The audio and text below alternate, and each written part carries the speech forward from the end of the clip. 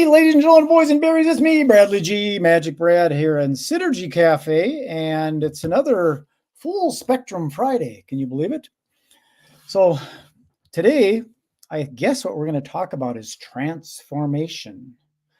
And we're going to go get him. His name is John Armstrong. This is the guy right here, Full Spectrum Coaching and Consulting, and you can reach him at fullspectrumcoachingandconsulting.com. And today, like I mentioned, it's Full Spectrum Fridays. We're doing a series of these. And today, we're going to be talking about transformation, how things change from one thing to another. I have a demonstration, a little ribbon. We're going to transform this little ribbon from here to there. Ready, set, it changes. Oh, beautiful, beautiful, beautiful. Let's go get John. He's in the green room transforming. We're going to transform him from digital to reality, just like this. I'll take. Oof, there he is. Hi, John. Hi, Brad. Fabulous magic there, right? Like that. It fits because we're going to be talking about transformation. That's right there at the top of our chart here. The black one, transformation. Yeah. That's what we're going to talk about today. But how are you doing? I'm doing great. I just loved your magic trick. So, yeah. Well, that's what it takes, you know? Visuals. Mm-hmm. Yeah. Sometimes. Do you visualize stuff? When you visualize, can you see the image in your mind? Absolutely. It's one of my strengths. I think I'm kinesthetic as a learner first, then visual, and then auditory. Yeah. So I do really well when I'm visualizing.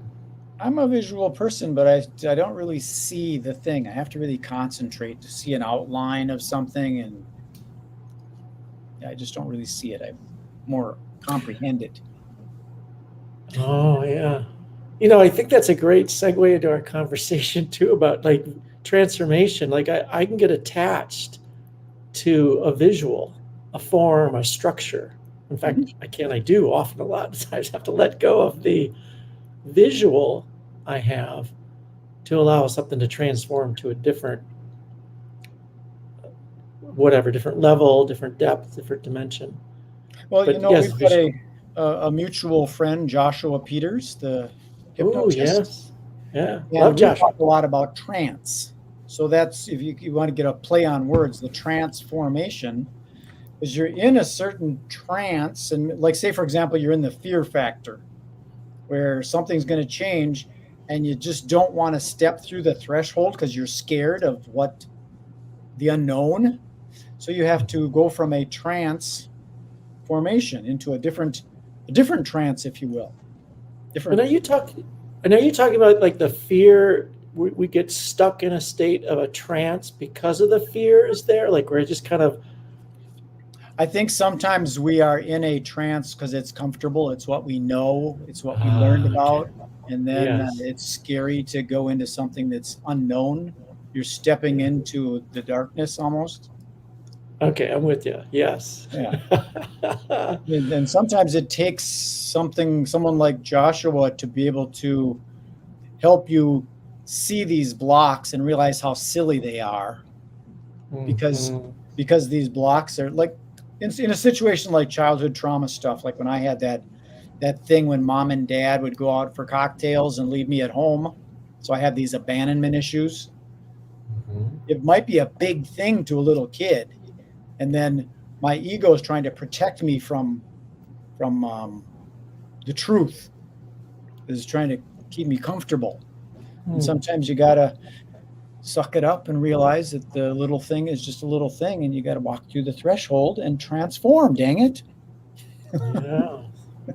I had a really enjoyable walk last week with Joshua. We went around a little lake and just in casual conversation with that magician, as we should call him.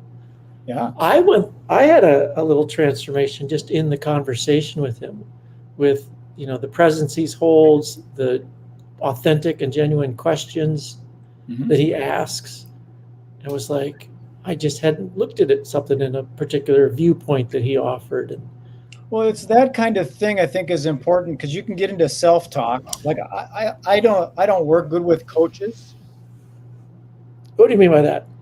What do you Well, mean? the reason I don't, I understand the reason for a coach because the coach will catch you from your self-talk. Okay, okay, I see. But Yep. the reason I have a hard time with it is because of my magic background. I can kind of see what the coach is trying to do, so I will out bullshit it.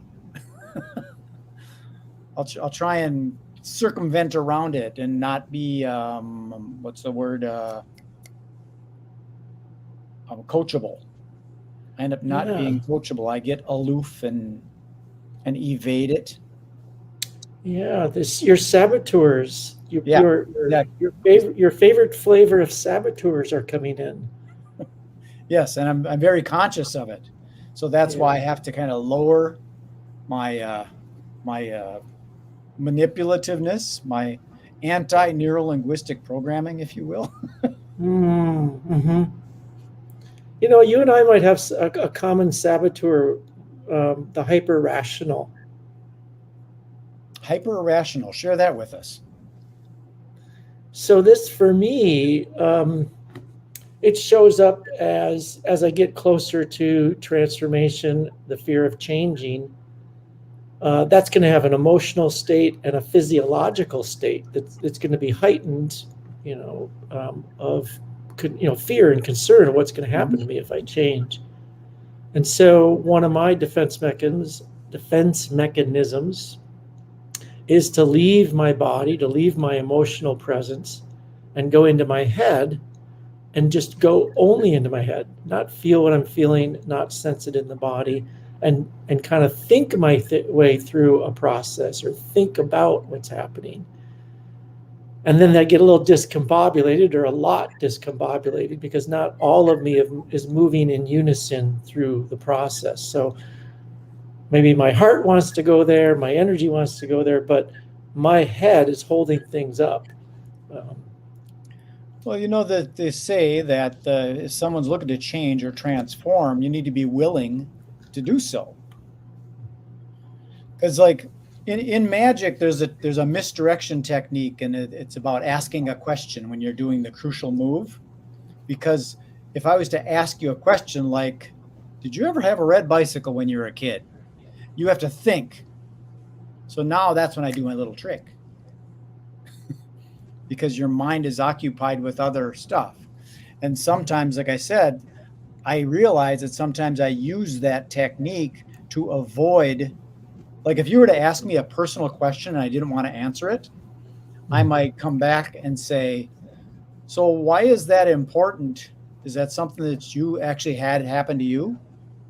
Now I'm going back on you. I'm asking the question, which puts me in power and I'm in control because I'm asking you the question. So I'm conscious that I do that shit. And it's a disadvantage for a magician. yeah. I think, the ego is really good. I think we're talking about the mechanisms of the ego. Yep. And these are some of these coping mechanisms to help us protect ourselves and survive at younger ages. But transformation isn't necessarily not happening at an ego level, it's happening at a holistic level.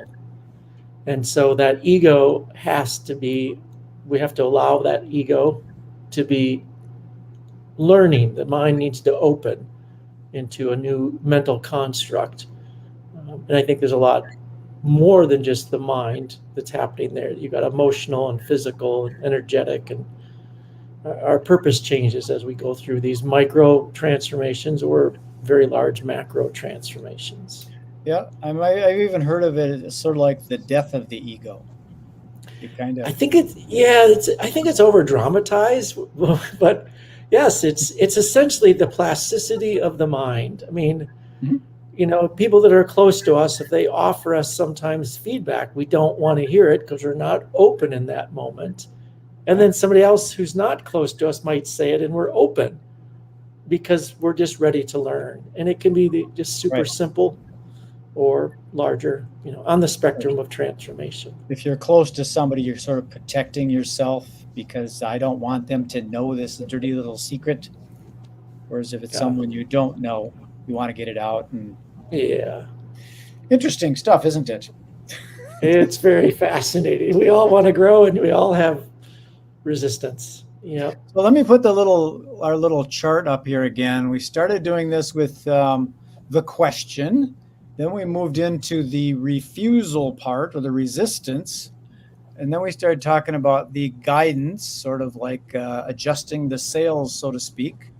And then we walked through the door, over the threshold, and now we're into this transformation part, sort of getting prepared for a reorientation, which we'll be talking about next week. So the transformation part, could you talk a little bit about how, because you have to transform mentally, and I suppose then also a little bit of the spiritual part, but then there might be something physically with it too. I need to transform because I need to go to these meetings, and they happen at 7:00. I have to force myself to get my ass out of bed.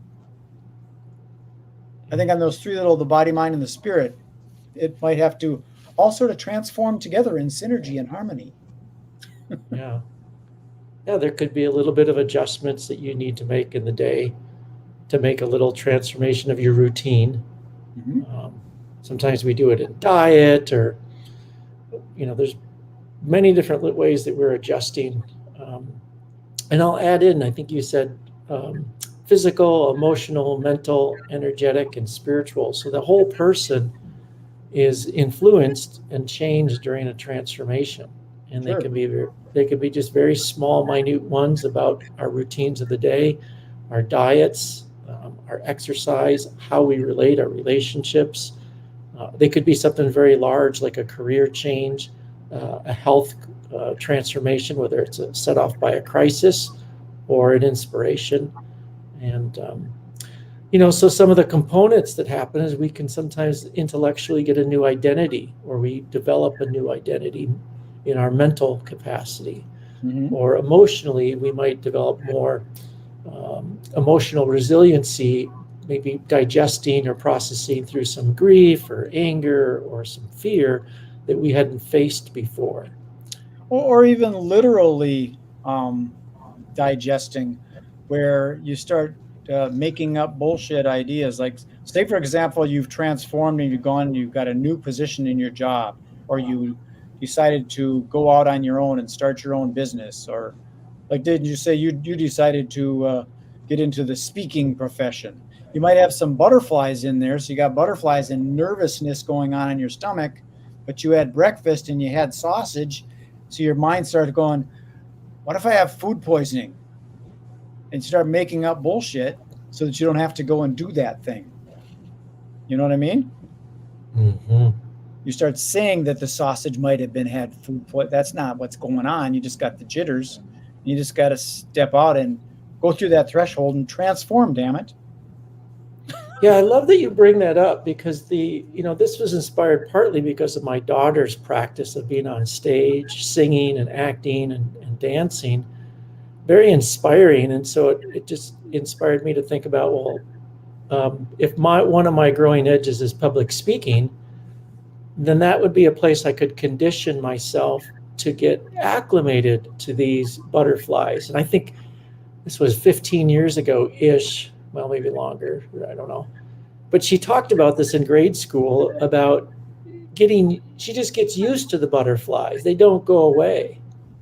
It's just part of the deal. It's part of the deal. So I was thinking of her even last week, and because if I haven't had a lifestyle of not being a public speaker, well, then to be a public speaker, I'm going to have to go through several thresholds and several small transformations to condition myself to being comfortable being on the stage. It's not like it's a black and white transformation, but several iterations of conditioning for that. And so last week I was noticing the jitters, and I just welcomed them in, and I said, yep, this is the practice. And it's wonderful to have a model like my daughter, and just to go, I'm going to do this, because I believe it's going to contribute more to the world than not do this. Yeah. Yeah, and then there's a lot of little things that you don't really realize, like talking about the speaking element of things. Will they have a microphone? Do I need to use a lavalier microphone, or am I going to use a headset? Is the microphone going to be wireless? And if it's a wireless one, is it a good microphone, or is it going to cut out right in the middle when I'm saying my important part? You start thinking these things up, and you start talking to yourself about, oh my God, what if all this stuff happens? And you start making stuff up because you're in a new career. You know what's coming to mind as you're saying that is where all this is coming from is the mind. These are mental faculties, and they're all about the outcome.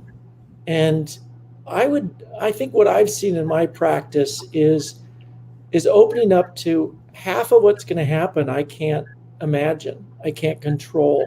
Right, in this transformation, my brain is only going to be able to dream or imagine or intend maybe at the most half of what's going to be the outcome of this transformation.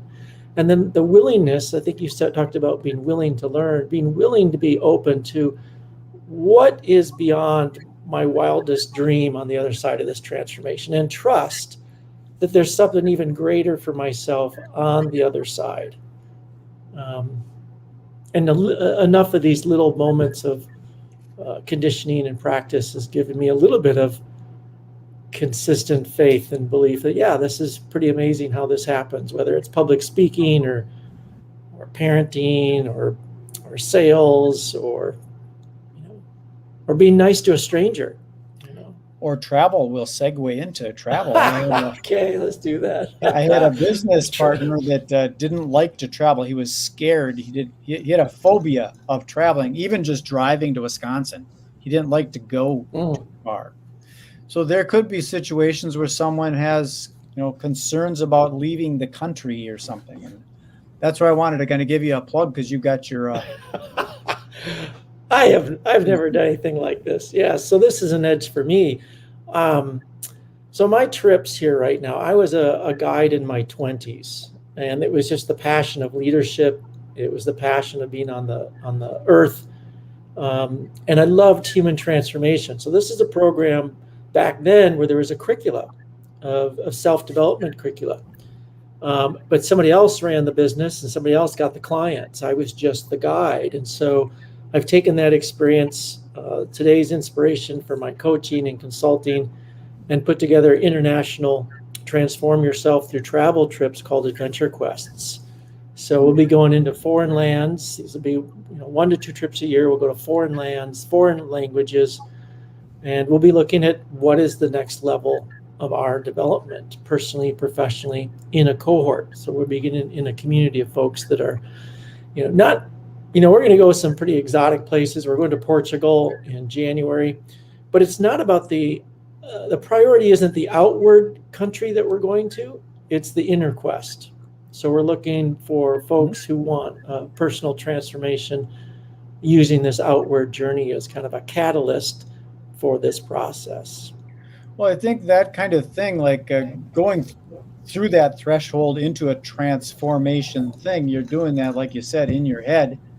Maybe you have a phobia of travel, or I've never liked going through those checkpoints and taking off my shoes and all that stuff. It's kind of, okay, they're going to look in my suitcase and find something I'm not supposed to have. Oh my God, I got a nail clipper and it's got that little blade on there. Am I going to get handcuffed? And you start going through all this stuff in your head.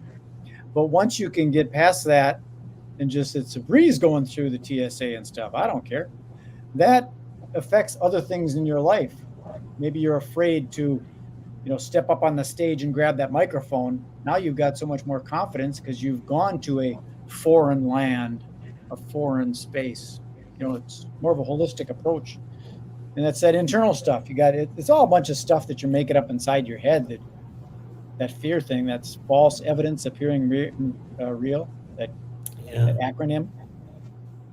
Yeah, we use one of the education models we use is about the extrapolating the learnings into all different areas of our lives. So if you learn something at that checkout place of letting go of some fear, how that can transfer to business or other personal areas. So everything is the learning stage. So we're not really separating the personal and the professional, or now we're learning, now we're on a vacation. We're kind of in this holistic mindset that this journey is just kind of a microcosm of how we live our life. And then what do we want to change about that?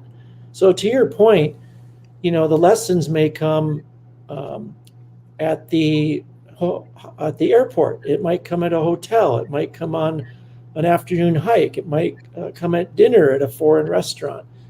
And we just want to be open to that adventure of listening to, where do we want to develop inside, and where are the teachings showing up for us to wake up to how we have been doing things we don't want to do any longer, and what new choices do we want to make in that moment. And you're with other people that want to do the same kind of attentive practice. Right, so you're not alone kind of thing. It's not a linear thing. It's sort of an omnidirectional thing. Yeah, I love that. I was thinking too about this Axis Mundi stuff. Like, it's always available to us. We've been encultured that school is during these hours, and then you're not at school at this time. And at least I'll speak for myself. I've lost some at times the magic of life where it's 24/7, whether we're awake or asleep, dreaming. It's what opportunities do we have to become more aware and make new choices? We've already gone 21 minutes. Every time this goes, so I can keep talking to you. That's why we set up this series. And that's why you and I talked earlier this week that after this series, we're just going to pick up I've got a few more ideas to talk about. Yeah, it's a matter of keeping the ball rolling, because a lot of people don't do that. They think one off and I'll be rich. And it doesn't work that way. It takes time. But I wanted to ask you about this because I participated in this. It was very interesting. And so I wanted to ask you about this and how they can learn more about that by going to your website down there. And if you could share a little about that before we shoot you into the green room. Well, I will. I'll tell you that is the Entrepreneur's Outpost is our free monthly meetup from Full Spectrum Coaching and Consulting. This was a gift I was given from one of my teachers. So I want to pass this on. Third Thursdays of the month. It's a noon to 1 Zoom meetup. You just need to go on the website here and sign up for that. It's an open space technology, so kind of a mastermind style group. You bring in whatever agenda you want to bring in. We distribute time. We're looking for folks that are not there to promote their business. It's not necessarily focused on a networking intention as much as how can we support one another, be present, be authentic, and look and see and feel what's in the room, and how we could kind of all take away from the day what we need just by showing up and asking, which makes me be curious, Brad, your first time there, how was that for you? And what was a takeaway that you got out of that? Well, that's what I liked about it. And it's falling in line with some of the things that I've been talking with like Casey and Elizabeth about, and Joshua and some other people that I like. I went to Creative Mornings again today, and things are shifting a little bit in that it's not so much about a business card exchange thing, and it's becoming more about, hey, you probably don't even know me, but I know what you're going through because I'm kind of going through it too, and let's try and figure this thing out. It felt very comfortable being in your situation. I wasn't trying to think, oh, what is my commercial going to be? What's going to be my elevator pitch? I wasn't thinking about that at all. It felt very comfortable. Yeah, I have a lot of passion for emerging leadership. And emerging leadership is not going to come from the head. It's going to come from an intuitive, energetic, inspired place that collaborates with our mental faculties. And so creating a space where we can kind of show up without an agenda. I'm not consulting. Don't have a teaching, and we just kind of listen to what each person wants to get out of the group and from the group. And then we kind of just co-create of what would be a valuable exchange. And, contributing to somebody else's celebration, because, we had some good celebrations this week, or contributing to somebody else's challenges is a real rewarding thing for all entrepreneurs. Well, I like these kind of things, like that guy that was looking for commercial building owners. and I suggest him the BOMA organization. That's like a quantum leap through. I don't need to go to all these Chamber of Commerce things and asking all my friends if they know anybody that owns a building. So being able for me to be able to share that with him, and it saves him a lot of time from chasing stuff. You just go right there where the people are, So it's helpful. That happens when you get into those groups. So, well, dude, I'm going to put you in the green room and let you enjoy some of our digital caviar. Thanks again, Brad. I appreciate our time here. Look at that. You thought I was doing another magic trick, didn't you? Okay, John, I'm going to pop you in there. If you want to stick around, we can talk. Other than that, if you got to go, I totally get it. So, thanks, buddy. Thanks. There you have it. That was our friend John with Full Spectrum Coaching and Consulting. That's right, both coaching and consulting. And this has been Full Spectrum Fridays. Next Friday, we will be back again at 4 o'clock Central. And that's our friend John Armstrong. Remember the name. And don't forget about his event going to Portugal in January. And check him out. You don't have to pay for all of it right away. You can just do a deposit. So that's my story, Morning Glory. Thank you again for being part of Synergy Cafe. I want you to enjoy the rest of your day and be good and be kind and be nice. Did I say be nice? I did.